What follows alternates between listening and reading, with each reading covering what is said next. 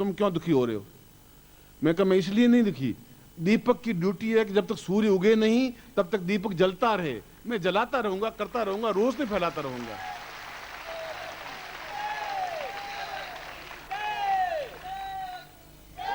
इसलिए शास्त्रों में लिखा है कि उच्च स्तरेण दीक्षायाम न दद्यात् प्रिय शिष्यो गोपनीयम प्रयत्नेन न दद्यात् दैविनः। वह शिष्य कितनी भी सेवा कर दे, जिंदगी भर सेवा कर दे, अंतिम क्षणों में केवल ऐसी उच्च कोटि दीक्षाओं में से जो 20 साल आपकी लंगोट धोई हो, 20 साल आपकी सेवा की हो, तेल मालिश किया हो आपकी सेवा, तो उनको एक दीक्षा आप दे सकते हैं। मगर बीज बोया है जमीन में तो बीज उगेगा जरूर।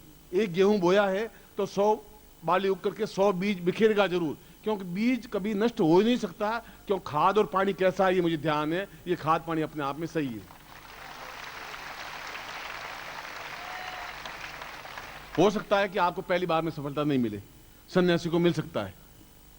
इसी में उनके कोई आगे है ना कोई पीछे, काम कुछ है ही नहीं, 24 घंटे मंत्र जाप करते रहते, गंगा में डुबकी लगाई, फिर स्नान, फिर पूजन, फिर साधना, फिर मंत्र जप।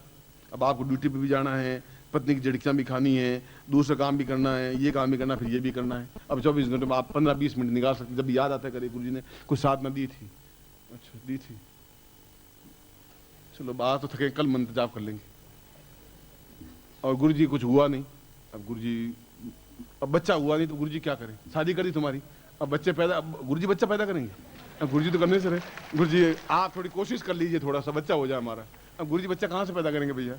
अब तुम्हारी ड्यूटी है, तुम करोगे, मैंने तुम्हारी शादी कर दी है। तो मैंने दीक्षा विधान निकाला। जब आप प्रयोग नहीं कर पाए क्योंकि आपकी मजबूरियों को समझ रहा था, पर मुझे तो आपको उस जगह पहुंचाना ही था अपनी जिंदगी के जो क्षण बाकी बच गए। हो सकता है कि आपकी शुभकामनाएं हो और मैं 50 साल जिंदा रह सकूं, 20 साल जिंदा रह सकूं, ये आपकी शुभकामना है। मगर अगर पलंग का मोह नहीं है, पत्नी का मोह नहीं है, तो जीवन का भी मोह नहीं है। मोह तो है ही नहीं, क्रोध है ही नहीं, मगर नपुंसक भी नहीं हूं। यदि कोई एक हाथ उठाएगा तो मैं 4 थप्पड़ भी मार सकता हूं। मैं ऐसा व्यक्ति नहीं हूं, डरपोक व्यक्ति नहीं हूं, बीच में खड़ा होकर के बोल सकता हूं। इसलिए आज के दिन उच्च कोटि के जो प्रयोग, अत्यंत उच्च कोटि के प्रयोग या सर्वोच्च प्रयोग जिनको कहते हैं, ऐसे 4 प्रयोग हैं और राज्याभिषेक दीक्षा है। अब 4 में से मैं 3 करवा पाऊंगा क्योंकि टाइम मेरे पास 11:60 है। अब मैं कम बोलूं और प्रयोग करवाऊं तो आप ज्यादा लाभ उठा पाएंगे। और दीक्षाएं ये, और 5वां काम ये है, जब दीक्षा लेंगे तो कभी ने कहा बर्तन मांझते रहिए। एक बार दीक्षा ली, दूसरी बार और ले सकते हैं अपन, तीसरी बार और ले सकते हैं, चौथी बार और ले सकते हैं, क्योंकि जो काई, जो मिट्टी, जो मैल जम गया है थाली में, वो मांझने से गुरु जब मांगता है दीक्षाओं के माध्यम से वापिस दर्पण की तरह चमकने लग जाता है। उसको दीक्षा कहते हैं, चाहे वह गुरु दीक्षा हो चाहे विशेष दीक्षा हो। अगर विशेष दीक्षा एक बार ली है, नहीं सफलता मिली, दूसरी बार लेंगे, फिर तीसरी बार लेंगे, फिर चौथी बार लेंगे। अगर 5वीं बार भी मां लक्ष्मी सिद्ध हो गई तो पिछले 40 साल अपने आप सुधर जाएंगे, फिर कहीं कोई न्यूनता नहीं रहेगी, फिर कोई कमी नहीं रहेगी। हम एक बार विचलित हो जाते, हुआ तो कुछ नहीं हो सकता। एक बार आपकी मजबूरियां हैं, आपकी न्यूनता है, मंत्र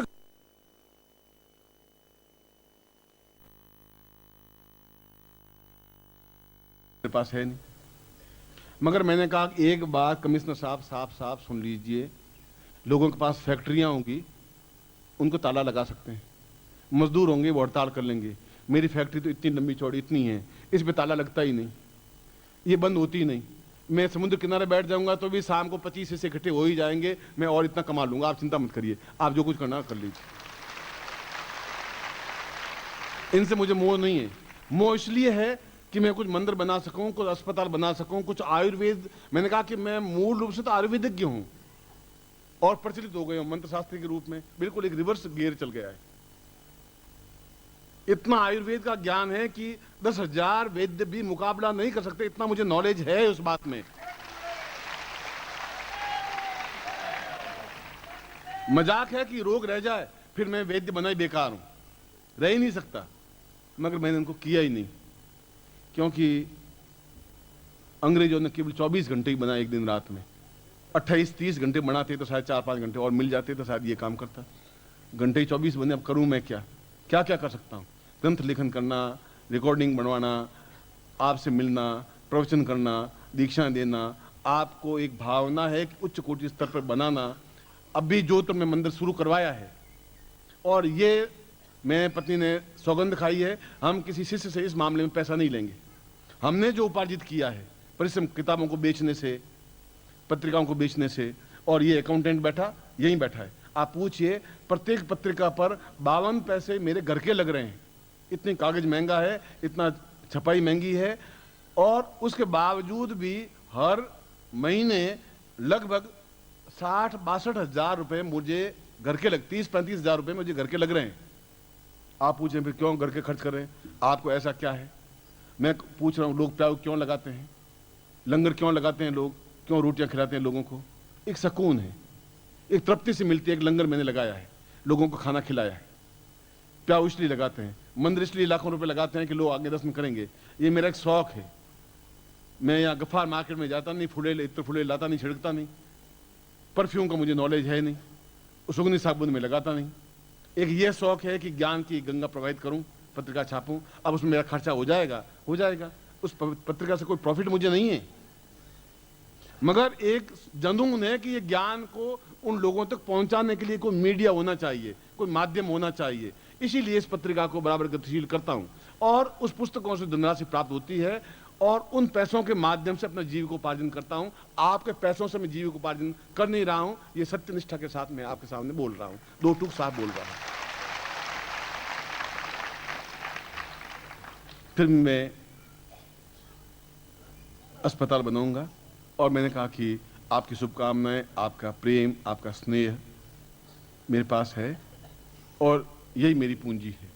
मैं तो इसको पूंजी मानता हूं। आप पूंजी नोटों को मानते होंगे, हरे नोट को मानते होंगे, ये आप पूंजी है। ये तो आज है, कल खत्म हो जाएगी। वह तो जानी है, वो खर्च होना ही है। धन की दो ही गतियां हैं, या तो लड़के भ्रष्ट होंगे, क्यों मुफ्त का धन मिल जाएगा तो वे टांगे चौड़ी करके गोवा के समुद्र किनारे बैठ जाएंगे बस, या तो ये करेंगे, या बर्बाद कर देंगे, या राज्य ले जाएगा उठा करके। वो नष्ट तो होना ही है, या फिर अच्छे कार्यों में, दीक्षाओं में, इसमें व्यय होगा। धन तो व्यय होना ही है। आप कैसे व्यय करते हैं, अपने हाथों से व्यय करेंगे। अब खुद स्नान करेंगे गंगा स्नान में तो पुण्य आपको मिलेगा। इसीलिए दीक्षाओं को बार बार लेना, बार बार विशेष दीक्षाएं लेना, बार बार प्रयोग करना। और फिर ये राज्याभिषेक के बारे में तो क्या चीज है, अब मैं आपको कैसे समझाऊं कि सोना क्या चीज होती है, समझाऊंगा। और मैं आपको कहता हूं कि चीनी कैसी मीठी होती है, कैसे मीठी होती है। आप 10,000 पोथियां लिख करके मुझे बता नहीं सकते, ऐसी मीठी होती है। अब गन्ना जैसी मीठी, गन्ना का स्वाद तो अलग होता है। गुड़ जैसी मीठी होती है, गुड़ का स्वाद बिल्कुल अलग होता है। चीनी मीठी कैसी होती है आप नहीं बता सकते, कोई व्यक्ति बता नहीं सकता मीठी कैसी होती है। वो तो खाने वाला ही एहसास कर सकता है कि मीठी कैसी होती है। जो राज्याभिषेक दीक्षा लेगा वही समझ सकेगा कि मैं कितनी ऊंचाई छलांग मारी है, वही समझ सकता है।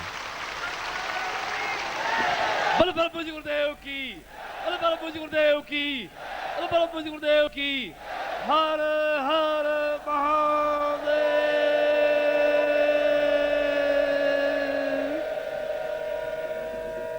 इसलिए उच्च कोटि के 4 प्रयोग हैं, मैंने लिखे हैं। एक तो आप अब उस जगह पर हैं जो 5-7 साल से जुड़े हुए हैं, जो दीक्षाएं ली हुई हैं, उनकी बात कर रहा हूं। कुछ नए भी होंगे, मगर शिष्य नया और पुराना कुछ होता ही नहीं। जब यहां छलांग लगानी है, नया भी वैसे ही छलांग लगाएगा, पुराना भी वैसे ही छलांग लगाएगा। जब दीक्षा दूंगा तो अपने आप रोशनी, यहां लाइट लगाई तो रोशनी बक्से जल गई। अब ये रुई पुरानी थी कि नई थी, वो सेकंड बात। एक तो हमारा मूल उद्देश्य जो आपको मैं बार बार कहता है, दर्शन में जाना है, तो उसमें सूक्ष्म शरीर धारण करने की क्रिया शरीर में प्राप्त होनी ही चाहिए, जिससे कायाकल्प हो सके। ये सफ़ेद बाल जो आ रहे हैं ना, ये वापस काले हो सकें। और ये झुर्रियाँ हैं, ये बार बार शीशा देखना, शीशा खुद डरावना लगने लगा है। देखते हैं शीशा हमें डराता है कि ये झुर्रियाँ फुर्रियाँ, साला ये तुम क्या था, क्या हो गया है। इस शीशे को वापस ठीक करना है, ये झुर्रियाँ मिटानी है। और इस झुर्रियाँ मिटाने के लिए भी वह कायाकल्प जैसा होता है, उसको सूक्ष्म शरीर धारण प्रयोग कहते हैं या दूरदर्शी प्रयोग कहते हैं। एक प्रयोग तो ये कर पाऊंगा। दूसरा क्रिया योग प्रयोग है। क्रिया योग का मतलब है बिल्कुल सिद्धासन में दरवाजे तक जाकर के अंदर प्रवेश करने की क्रिया। गांधी जी की जीवनी पढ़ी होगी तो गांधी जी ने लिखा, ये मेरा दुर्भाग्य है कि कोई मुझे गुरु मिला नहीं जो क्रिया योग की दीक्षा मुझे दे सके। गांधी ने अपनी जीवनी में लिखा है। आइंस्टाइन जैसा विद्वान ने अपनी किताब में लिखा है कि अगली बार अगर मुझे जन्म लेना पड़े तो भारत में जन्म लूं, कोई योगी मुझे मिले और क्रिया योग की कोई दीक्षा दे। इतने अपने आप में उच्च कोटि का एक प्रयोग है। तीसरा मनोकामना पूर्ति प्रयोग है। और चौथा काल दृश्य प्रयोग है। काल दृश्य प्रयोग का मतलब है कि आज हर हालत में वह जो अत्यंत गोपनीय रहा है और बीच बीच में आपको टटोलता रहा हूं कि चलो दें कि नहीं दें, दोएं कि नहीं दें, ऐसा करता रहा हूं, मगर वो प्रयोग आप दे ही देना चाहता हूं जिससे कि आने वाले 100 साल 2 साल आप देख सकें और पीछे 200 साल आप कहाँ थे, कृष्ण के समय में आप क्या थे, कौरव थे, पांडव थे, फिर बाद में क्या हुए, बुद्ध के समय में क्या, वह भी देख सकें। वह कालदर्शी प्रयोग है। ये 4 प्रयोग हैं और चारों ही उच्च कोटि के प्रयोग हैं और दूसरा इन प्रयोगों को नहीं दे सकता। और ये प्रयोग ऐसे हैं जिसमें मंत्र जाप है ही नहीं, सीधा अपने आप में दिया, ये चीज आपको दी, आपकी हो गई, अब बाकी कोई चीज है ही नहीं। मैं देख लिया, आपको मंत्र देने के बाद में मंत्र पन्ने पर लिखा हुआ रह जाता है। बस गुरु जी ने मंत्र दिया था, गुरु जी मैंने महालक्ष्मी दीक्षा ली थी, प्रयोग लिया था, मंत्र जाप किया गुरु जी, पूरी निष्ठा के साथ किया गुरु जी। अरे खुद डर रहा है, मैं किया ही नहीं, एक दिन तो बीच में किया ही नहीं था और अशुद्ध बोला था। अब गुरु जी को तो उत्तर देना ही हाँ, और गुरु जी समझ रहे हैं कि आप क्या चीज हैं। आप, मैं अगर झूठ बोलूं ना तो थोड़ा एक क्षण रुकना पड़ता, आप तो फर्राटे से बोल लेते हैं, भाट मुझसे बहुत महान है इस मामले में, पता ही नहीं पड़ता झूठ बोलने सत्य बोलने, चेहरे पर सिकन भी नहीं आती। मैं तो खुद आपको प्रणाम करता हूं कि इस मामले में तो मुझे शिष्य बनना चाहिए आपका। इसलिए अब मैं बीच में प्रयोग करवाऊंगा, फिर छोड़ूंगा, फिर प्रयोग करवाऊंगा। 2 हो पाएंगे, 3 हो पाएंगे, क्यों इतने लोग जब पैकेट लेंगे तो समय लगेगा। मगर यहाँ के जो आयोजक हैं वे ध्यान रखें कि हड़बड़ाहट नहीं हो। आपको भी ध्यान रखना चाहिए कि आप हड़बड़ी में एकदम से पहले लेने से पहले गाड़ी में नहीं चढ़ेंगे, क्योंकि प्रयोग तो एक साथ करवाऊंगा। शांति से लें और वो भी शांति से दें, और जिनकी इच्छा हो वो ले। कहीं इसके लिए बाध्यता नहीं है, ये प्रयोगों करने के लिए आपके ऊपर बाध्यता नहीं है कि आप करें ही करें। आप कि मेरे बीच में एग्रीमेंट राज्याभिषेक दीक्षा का है, ये तो एडिशनल बिंदु हैं जब आप करें। और अगर आज्ञा है आप सबको ये करना चाहिए, सबके पास गुरु चित्र होना चाहिए, जिससे कि आपके पास में जितने यहाँ चित्र रखे हैं वे सब अपने आप में पूर्ण प्राण प्रतिष्ठा युक्त हैं। पिछले 2 महीनों से इस कार्य को प्रयत्न कर रहे हैं। जो पुस्तकें हैं वे अपने आप में ज्ञानवर्धक चेतन युक्त हैं। उनको बेचने से मैंने कहा कि अकाउंटेंट बैठा है, आप चेक कर लीजिए, कभी भी आकर के अकाउंट चेक कर सकते हैं, कोई भी बिना हिचकिचाहट के देख लीजिए कि उसमें मूल्य रखने पर कितना खर्चा आता है, आप देख लीजिए। क्योंकि हम पत्रिका में विज्ञापन छापते ही नहीं और पत्रिका बिना विज्ञापन के चल नहीं सकती। और हम आज 20 साल से सौगंध ली हुई है कि विज्ञापन नहीं छापेंगे। जैसे सौगंध खाई हुई है, प्याज नहीं खाऊंगा, लहसुन नहीं खाऊंगा, शराब नहीं पीऊंगा, सिगरेट नहीं पीऊंगा, परस्त्री गमन नहीं करूंगा। अगर ये सौगंध खाई है तो फिर ये सौगंध भी मैंने खाई है कि मैं आपके साथ पुस्तकों के माध्यम से धोखाधड़ी नहीं करूंगा, पत्रिका के माध्यम से धोखाधड़ी नहीं करूंगा। आपसे कोई स्वार्थ नहीं करूंगा। मैं तो कहता हूं आप मेरे चरणों में पैसे रखिए ही मत। मैं तो आपको साफ साफ कहता हूं, चरण स्पर्श करिए मत, रखिए। रखते हैं तो सुभाष को बिल्कुल साफ कहा हुआ है, पांडव कहा हुआ है, ले जा करके और जो सोसाइटी का है उसमें रसीद काट लीजिए, रख दीजिए। मेरे परिवार के लिए उन पैसों की जरूरत नहीं। आप देंगे, धर्म है शिष्य का कि गुरु के चरणों में चढ़ावे, गुरु का धर्म है वह स्वीकार करे, पर उन पैसों को मेरे लिए यूज करना अपने आप में अधर्म है। मैं उनको यूज करता ही नहीं हूं। आज मैं 2 टूक शब्दों में आप नहीं चढ़ाएं और ज्यादा बस हमारे पास तो कुर्ता है। सद्गुरुदेव डॉक्टर नारायण दत्त श्रीमाली जी के दुर्लभ वीडियोस, पुस्तक, पत्रिका एवं साधना की निशुल्क दीक्षा प्राप्त करने के लिए नीचे लिखे हुए नंबर पर वीरल पटेल जी को व्हाट्सएप पे अपना नाम और अपने शहर का नाम लिखकर भेजें। धन्यवाद।